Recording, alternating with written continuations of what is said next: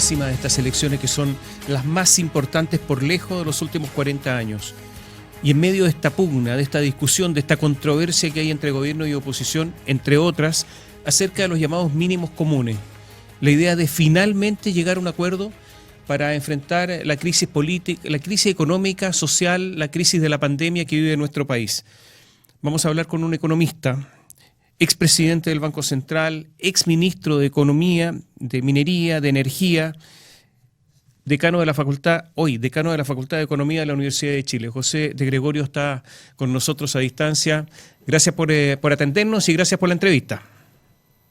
Hola Tomás, mucho gusto estar contigo. A ver, partamos por lo que está ocurriendo con los mínimos comunes. Yo sé que usted, José, es militante de la democracia cristiana, aunque no un militante activo, pero militante. ¿Está de acuerdo con los mínimos comunes que apoya su partido? En primer lugar, una aclaración. Yo no creo en la expresión militante. Uno está inscrito porque adhiere a ciertas ideas, pero uno no es militar, no obedece, menos un académico obedece. Adhiere a esas ideas, perfecto. Adhiere, sí. ¿Le consultaron o no? Cristiano. No, pero igual uno tiene conversaciones con mucha gente. Yo creo que primero esto me parece, la discusión de los mínimos comunes y de tener una agenda como un país, me parece que es muy positivo. Esto se debería haber hecho hace un año atrás. Hace un año atrás nosotros deberíamos haber dicho vamos a luchar la pandemia juntos. Pero la verdad que el clima de confrontación política ha sido muy grande. Fue Ixquias Siches quien a principios del año pasado nos invitó a un grupo economista a ponerle un contenido económico a la lucha de la pandemia, que después tomó el gobierno en una comisión, pero que de alguna otra manera se fue perdiendo. Lo que ocurre es que por la polarización política. Yo creo que es bueno tener mínimos comunes, tener una discusión, hay que echar a los números, hay que discutir bien. Yo tengo dos preocupaciones fundamentales con el tema de los mínimos comunes. Yo creo que hay una cosa que es muy importante. En esta pandemia hay mucha gente que debiera recibir ayuda y no ha podido clasificar. Por eso uno dice hay que hacer universalidad. Pero por otro lado, corremos el riesgo de también otorgar a muchos chilenos que no lo necesitan producto de la pandemia. Todos los chilenos, la inmensa mayoría de los chilenos, necesita muchas veces apoyo, pero a raíz de la pandemia. Esto es para la pandemia. El gobierno el año pasado aportó 6.000 millones y por eso uno dice que venía relativamente atrasado, porque este año las propuestas de apoyo a los hogares del gobierno ya suman como 11.000 millones de dólares. Estamos hablando nosotros de cifras bastante importantes, 3,5 puntos del PIB, son cosas que no estamos acostumbrados a abordar. Y la propuesta de los partidos de la oposición lo que hace es decir, mira, vamos a aumentar esto y lo vamos a aumentar en aproximadamente 6.000 millones más hasta septiembre. Podría extenderse. Entonces estamos hablando de un aumento de un 50% de lo que ya está en la mesa del gobierno y estamos hablando de una cifra que es 3 veces lo que se dio el año pasado, cuando en momentos que estamos saliendo de la pandemia.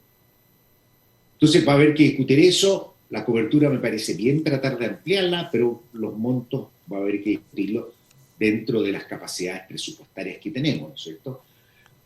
Pero lo importante para mí y lo que me preocupa es que queda como abierto. Uno dice, y en septiembre, ¿qué vamos a hacer? Bueno, depende de cómo esté la situación. Todavía vamos a estar con una situación problemática en términos de pandemia, y probablemente la tasa de desempleo todavía siga en torno a 10%. Y además vamos a tener a pocos meses de una elección.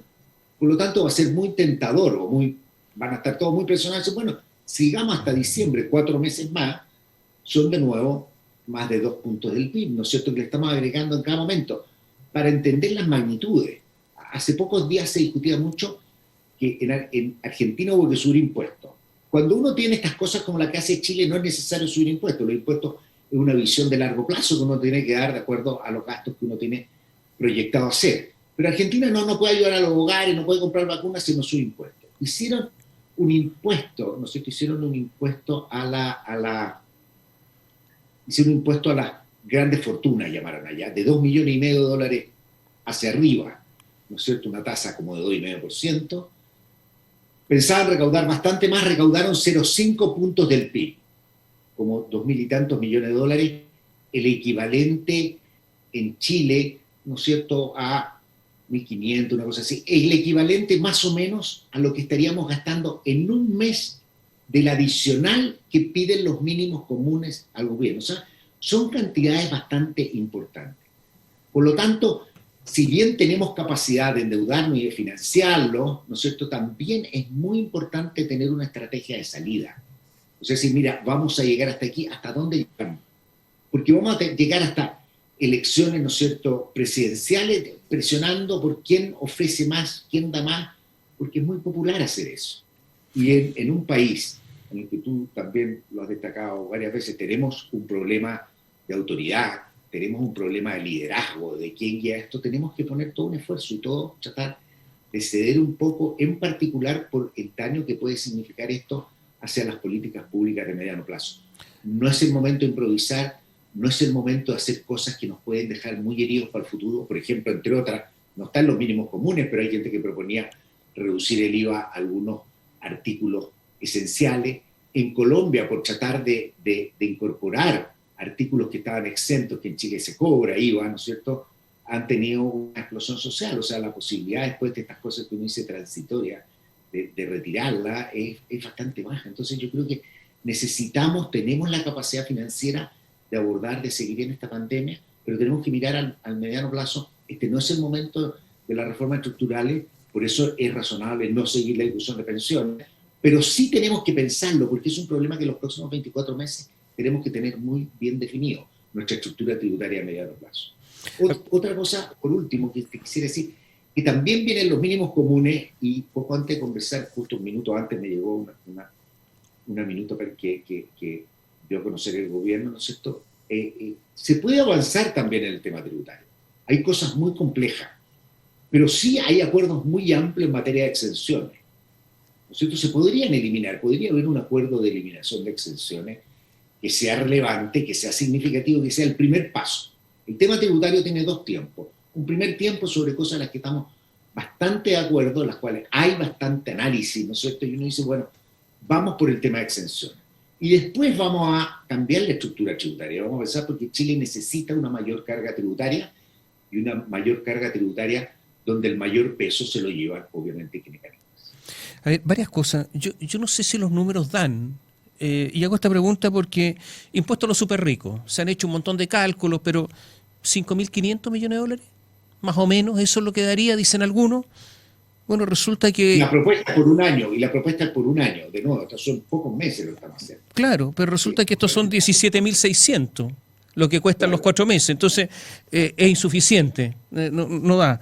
El mayor impuesto a las empresas, a las grandes empresas, del 27 al 30%, que ya es un impuesto muy alto a nivel mundial, nosotros estamos todos de acuerdo, pero resulta ese impuesto a mí me parece que el impuesto, yo creo que uno puede ver la relación empresa-personas, todas esas cosas, de acuerdo, pero nuestra tasa de impuesto corporativo es de las más altas de la OCDE, y es muy importante para la competitividad país, ¿no es cierto?, cómo estamos parados respecto al resto del mundo, y por eso me parece súper razonable cuando Janet Yellen dice, la secretaria del Tesoro americana, dice, deberíamos tener tasas mínimas en el mundo, porque si no la competencia nos va a llevar a una reducción muy brutal.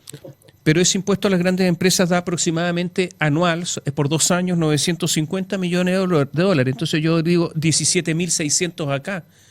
Ya sumemos todo lo que hay. Entonces, claro, entonces como que nada está dando, como que nadie sacó la calculadora, como que nos olvidamos de eso, ¿no?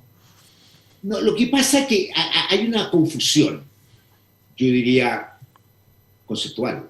Lo que nosotros sabemos de economía es que una economía que puede endeudarse, los gastos transitorios los puede financiar con deuda. Y las cosas permanentes son las cuales le tenemos que dar financiamiento permanente. Por lo tanto, la discusión en Chile, si estos 18, cómo se hacen, obviamente las exenciones pueden ayudar, pero va a significar terminar con mayor deuda pública. Pero que en el mediano plazo nos va a condicionar qué capacidad tenemos de gasto, y por eso va a ser necesario hacer una reforma tributaria en la cual, pensando muy bien, es que tenemos que tener un Estado que tiene que gastar en muchas demandas sociales y muchos requerimientos de nuestra población. También tenemos que tener un esquema tributario que sea consistente con una economía que crezca, que progrese y que se desarrolle.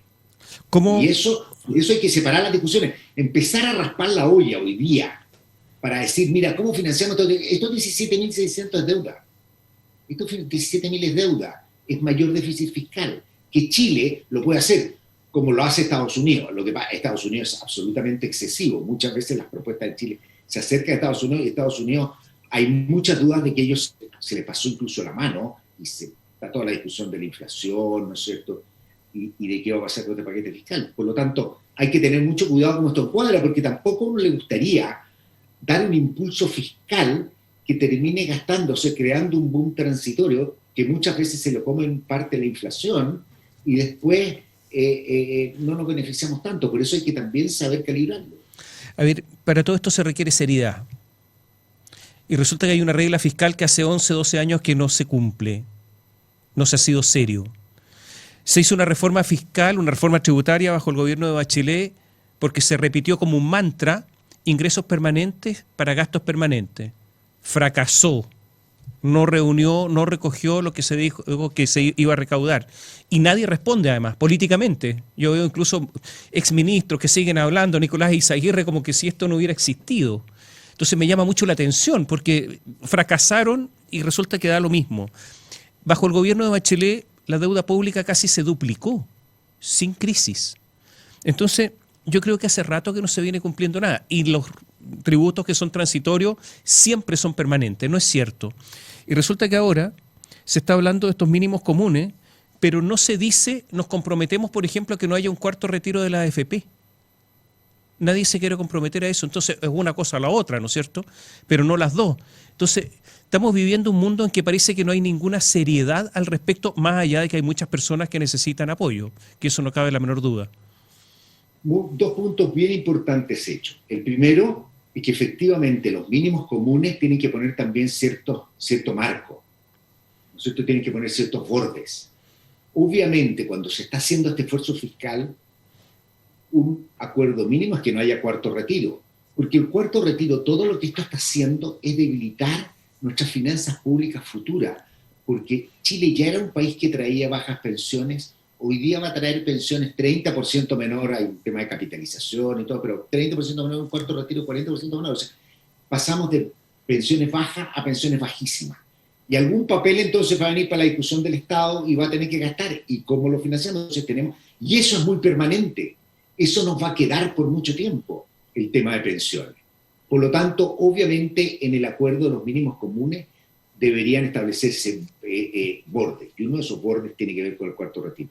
Otra cosa bien importante que dijiste, y que yo creo que en Chile es parte de lo que deberíamos tener como discusión fiscal, que se hace en Estados Unidos, por ejemplo, es si uno propone para financiar algo una reforma tributaria que va a producir X de más ingresos, y la reforma tributaria después, unos años después, se ve que no está rindiendo eso, uno tiene que decir, bueno, los programas o las cosas que nosotros pensábamos que íbamos a hacer, vamos a tener que reducirlas, porque no hemos sido capaces de encontrar el financiamiento.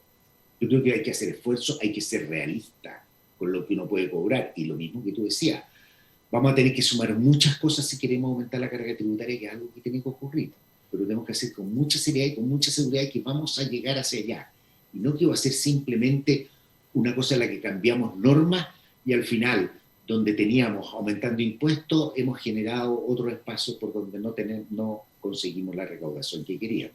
Eso es muy importante. Vamos a hacer un ligero alto, pequeño alto, voy a dejar algunas preguntas planteadas. Hay economistas que dicen que en la situación actual y con el crecimiento potencial chileno, Chile ni siquiera va a poder pagar los intereses de su deuda en poco tiempo. Eso significa, naturalmente, que una especie de quiebra. Lo segundo, ¿por qué se habla de tantas reformas y hay una de la que no se habla, una sola, que es la de reforma del Estado? Volvemos en un instante.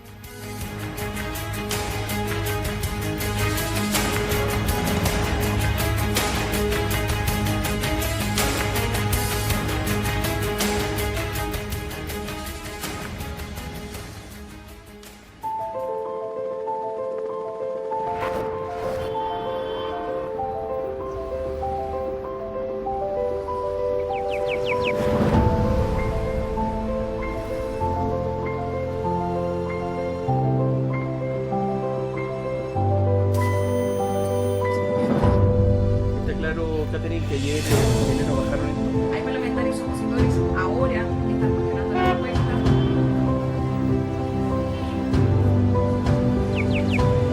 Muchas gracias de verdad por toda la participación de ustedes. La justicia fija un plazo adicional de 30 días para la investigación de enfermedades crónicas que son... O sea, usted es un homicida calificado. Hola, tenemos ese audio también.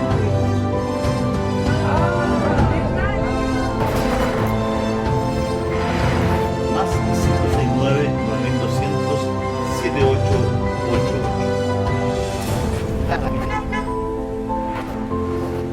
Buenas tardes, Rivaldo. Muy buenas tardes a todos nuestros auditores que nos están escuchando a las mañanas.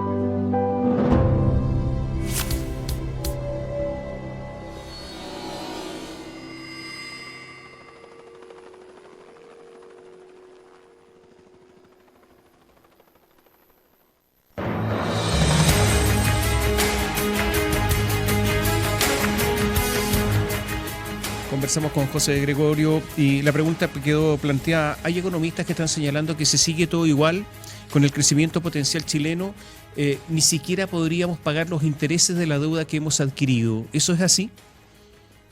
Mira, los intereses a los que nos estamos endeudando son extremadamente bajos. Por lo tanto, sería casi crecer al cero para no tener, no poder pagar la deuda. Efectivamente, y es bien importante que uno entienda que la deuda se paga, lo que uno quiere es reducir o ser capaz de pagar los intereses por la deuda sobre PIB. Entonces uno esto lo hace, ¿no es cierto?, gastando más en intereses o lo hace creciendo. Y esa es una manera de que uno desinfla la deuda. Por eso, desde el punto de vista fiscal, más allá de todas sus consecuencias del desarrollo del bienestar, es muy importante tener crecimiento. Y en Chile no es condición suficiente que haya crecimiento, pero es muy importante, es necesario para, además, contener las finanzas públicas y para permitirnos tener mayor espacio. Yo no llegaría a decir que no podemos pagar los intereses, pero obviamente el bajo crecimiento nos va poniendo estrecheces, y por eso es muy importante que cualquier agenda futura siempre esté contemplando el crecimiento, porque uno dice, crecer al 1 o 2% es muy distinto de crecer al 3 o 4%. No vamos a pensar, ¿no es cierto?, que Chile puede volver a crecer al 7% y de que ojalá, pero no sabemos y entendemos nosotros que a los estados de desarrollo que estamos llegando, el crecimiento como el que tuvimos a principios del 90 no es una cosa replicable, ¿no es cierto?, más allá de mucho voluntarismo que puede haber alguna idea. Pero lograr crecer un 4% es muy distinto de crecer un 2%. Por lo tanto, es muy importante que también en las reformas que vamos haciendo vamos a tener que dar espacio al crecimiento. ¿Y qué significa ese espacio? Al emprendimiento, ¿no es cierto?, a nuevas actividades, a mucha nueva gente y jóvenes, ¿no es cierto?, que parten a emprender y que podemos tener una economía donde al final somos capaces de producir más, mejor y tener más productividad. Pero eso es un desafío bastante grande y obviamente es un tema en el cual estamos al debe. A ver, el Estado viene creciendo en Chile. Bajo el gobierno anterior, el gobierno de Michelle Bachelet, la cesantía se contuvo básicamente por trabajo por cuenta propia, trabajos muy informales y también por el crecimiento de los funcionarios públicos. El empleo privado con contrato prácticamente no creció.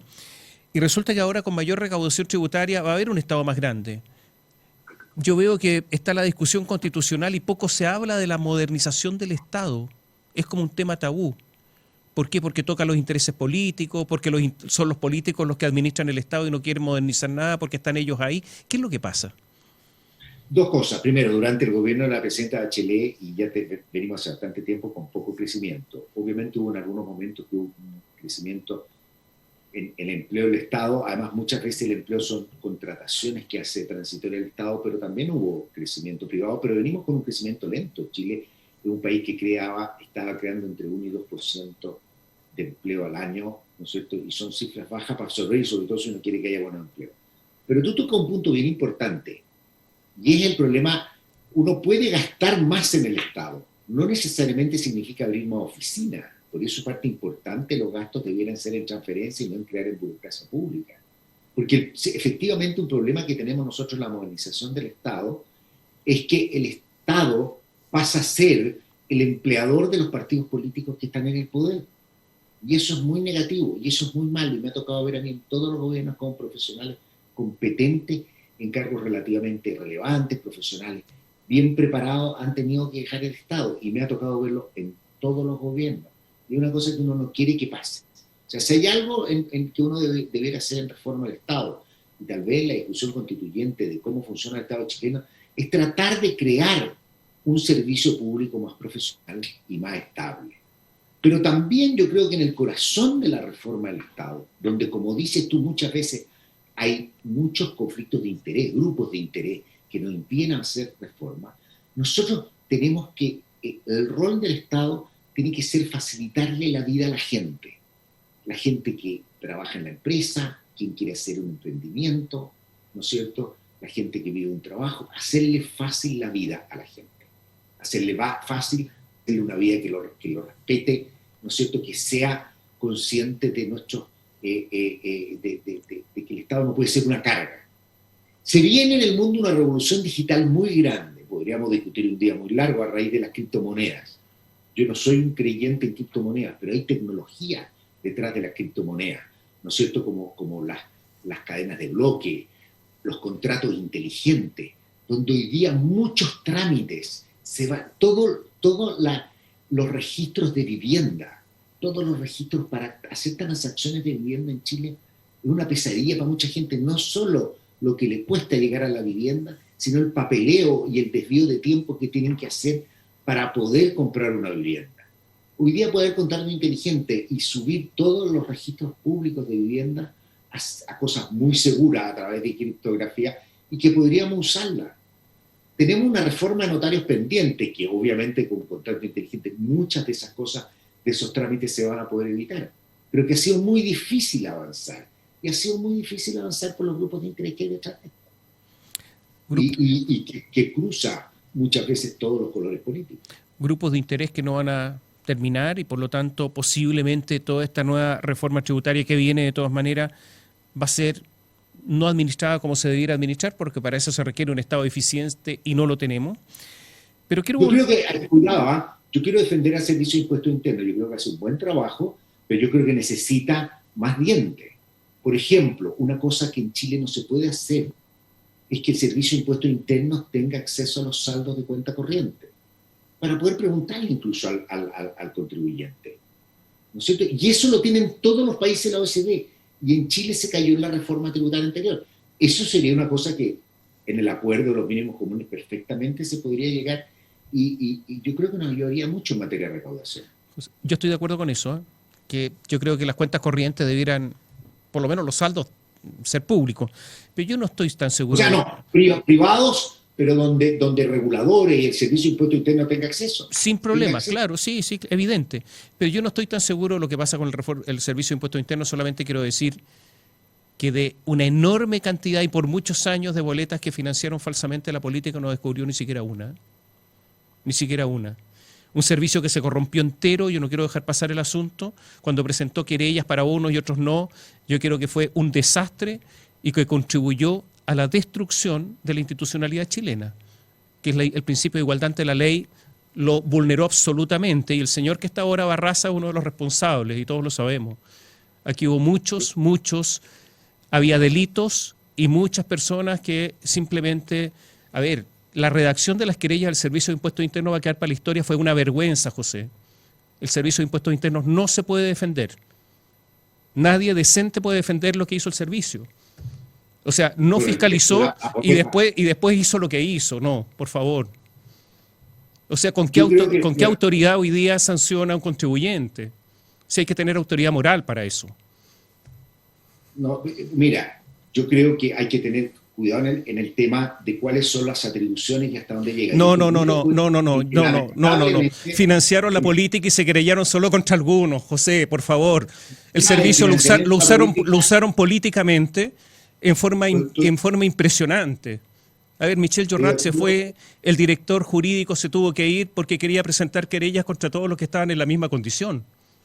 Sí, no tengo todos los antecedentes como para poder decir que no me gusta hablar de temas, y creo que tú tienes un punto, o sea, creo que tú tienes un punto de cosas pendientes, pero yo creo que en temas de recaudación y de preocupación por los temas de recaudación, yo creo que en Chile ha funcionado, se ha modernizado y la gente hoy día llega y encuentra su declaración de impuestos por cuenta. O sea, esas son las cosas. Perdón. Ahora, los temas políticos que hay detrás de esto, precisamente son temas que uno deberá, entre la reforma al Estado, fortalecer, cambiar todo lo que haya que cambiar, porque yo, si algo comparto en principio completamente contigo, es que el Estado tiene que perseguir los delitos, y tiene que ser severo, y tenemos que tener un país donde precisamente todos los problemas de desconfianza que tenemos, parte también vienen por problemas de fallas del Estado. Sí, y por el no uso político de las instituciones. Pero mira, bueno, no quiero seguir con impuestos internos, pero... Por eso yo creo que la autonomía del Banco Central es súper importante. Oye, quiero volver a los mínimos comunes que se está discutiendo en estos días. 17.600 millones de dólares. ¿Esto hay que bajarlo de todas maneras o el gobierno podría aceptar esta cifra? Yo creo que es una cifra que hay que discutirla con el gobierno, hasta dónde puede tener capacidad de financiarlo vía deuda y con lo que hay, y cómo nos va a dejar esto hacia el próximo año. Y como te decía, lo importante, más allá del número que tengamos hoy día, 17.600, o sea, es cuál es la estrategia de salida. Porque si tú me dices, van a ser 17.600, y esto se acaba en septiembre, o tú me dices esto significa 5.000 millones de dólares más hasta diciembre, y así vamos a seguir, o sea, realmente a mí eso sí me preocuparía mucho. Eso sí me preocuparía. O sea, ¿tiene miedo de que esto se transforme en un asunto como la Argentina, en que hay subsidios para siempre? Ese es el problema, porque el documento de los mínimos comunes precisamente dice hasta septiembre y ahí vemos. Y como te decía yo, todavía vamos a tener una situación delicada en septiembre. Por lo tanto, uno tiene que pensar ayuda. Y a mí lo que más me preocupa en estos momentos es que lo que nosotros tenemos que dar ayuda es para generar empleos. La mejor manera de que la gente tenga ingresos es que se creen buenos empleos en la economía. Y creo que hay que hacer un esfuerzo, y si tú dices dónde, yo echo de menos que faltan propuestas y que falta avanzar con más agresividad, es en los temas de creación de empleo. Las mujeres que han perdido empleo de manera masiva durante esta crisis, ¿cómo nosotros vamos a ayudar a que puedan reengancharse en la fuerza de trabajo y que puedan tener empleo? Esos son temas muy importantes que yo creo que hay que abordar, que echo de menos en la discusión de los mínimos comunes y que es clave para tener un país que funcione, donde la gente tenga ingresos permanentes, que los va a conseguir a través del trabajo. ¿Estos mínimos comunes por parte de la oposición fueron de verdad concordados con los economistas de la oposición o fue más bien un análisis político el que se hizo y los economistas quedaron un poco apartados? Mira, a mí algunas cosas, en algún momento hay gente que me preguntó cuál era mi visión de lo que venía y un poco lo que te estaba diciendo a ti, y yo no digo cosas como distintas a lo que te estoy diciendo a ti. Por otra parte, también hubo reuniones con economistas. La pregunta es qué fue lo que al final adoptaron, porque ahí es donde a mí también me surgen dudas. ¿Qué noción tenemos y cuál fue la discusión sobre cuántos son los sectores y cuánto es el universo que hay que ayudar?